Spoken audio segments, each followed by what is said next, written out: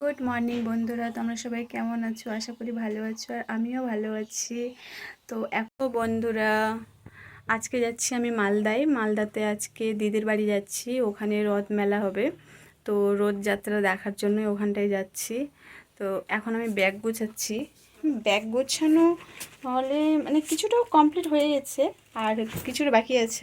তো আমার bag bag গোছানো হয়ে গেছে। এখন স্নান করব আর ভাত খাবো, খেয়ে দিয়ে তারপরে রেডি হব। যখন রেডি হব তখন আমি তোমাদের সাথে দেখা করব। তো বন্ধুরা, আমি পুরোপুরি রেডি হয়ে গেছি দিদির বাড়ি যাওয়ার জন্য। আর এখানে আমার আছে কিউট ভাস্তি। তো আমরা সবাই রেডি হয়ে গেছি। তো এখন বেরোবো, আগে বেরোই তারপরে তোমাদের সাথে দেখা করব। বন্ধুরা, আমরা স্টেশনে চলে আসছি, ট্রেনে বসছি। ট্রেন ছাড়িনি, এখনো ছাড়বে। আমরা পৌঁছে গেছি স্টেশনে।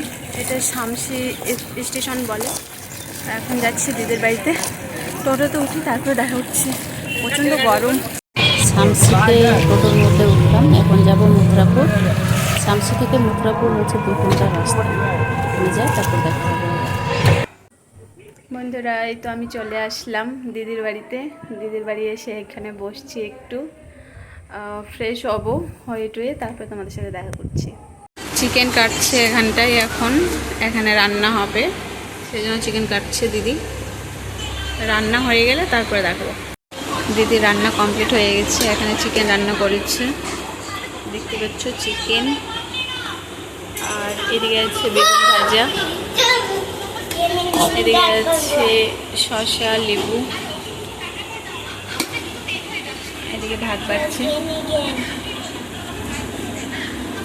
বন্ধুরা, আমি রাতে কোনো ভিডিও করতে পারলাম না, তো সকালবেলা ভিডিওটা শুরু করলাম।